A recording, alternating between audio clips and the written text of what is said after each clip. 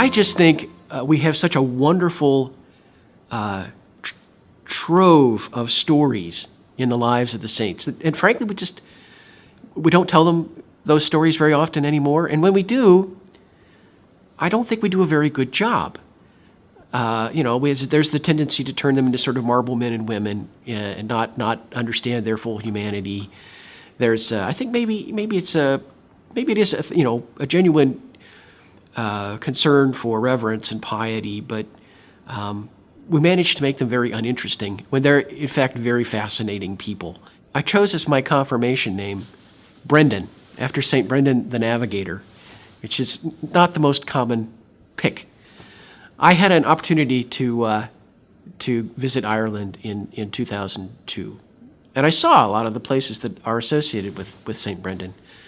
And I had read there's a book by a guy named Tim Severin, who's a sort of English adventurer who built a replica coracle or curragh, a ox-hide boat of the kind that Brendan would have used, and he sailed it with no problem from County Kerry, where Brendan would have left, all the way to Labrador, Canada, showing that Brendan, if you don't know the story, Brendan had a very comfortable life. He grew up in a wealthy family, prominent family. He became the abbot. He was well-respected member of his community, and around the age I am now, late 40s, early 50s, he just decided to go get in a leaky ox-hide boat with 12 guys and put out to sea to carry the gospel wherever the current would take them.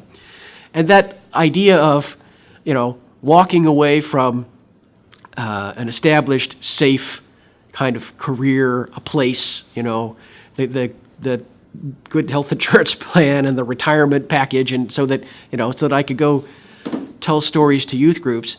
I see in Brendan somebody who did something similar. I find Brendan fascinating for the adventure side of it, that it's plausible he made it all the way to North America.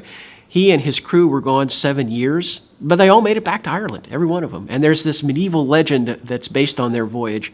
It's just this rollicking adventure story about saying mass on the back of a whale, and it appeals to me on all these levels. It appeals to me as an archaeological and adventure investigation. It appeals to me in terms of somebody having the courage, but the disposition, the temperament to just make a radical change fairly late in life. Of course, known for his holiness, known for his piety. And as a storyteller and a person who likes to read, the adventure side of it, the fantasy side of it, that appeals to me as well. It's all kinds of, there are layers of Brendan, all of which appeal to me and connect for me. Well, there are so many saints who are good for catechal purposes. A personal favorite would be Tarsicius, who doesn't get a lot of commentary because his feast day happens to fall on August 15th, the Feast of the Assumption, so he kind of gets backburnered a little bit. But he was a 13-year-old boy who died defending the Eucharist from desecration. Now, we're sometimes told that the early church didn't have an understanding of the real presence, that this is some kind of late theological development that didn't come into being until until it was reduced to the canons in 1215. I would respond with St. Tarsicius. I mean, St. Tarsicius must have understood the consecrated host to be something more than simply a memorial of Christ's passion. I mean, who would die for 8 or 10 little pieces of bread?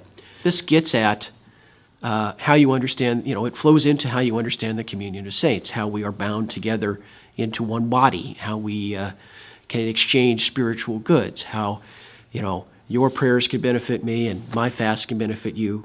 I don't do a lot of fasting, so you may be on your own, but we can exchange these spiritual goods, because there is a sense in which we are, when Paul says we are one body, one spirit, for Catholics, that's not just nice poetic language. He isn't simply talking about a fraternal spirit that exists among Christians and people of common purpose. He really is talking about how we are bound up in, and spiritually connected to Christ, and therefore in Christ and through Christ to one another.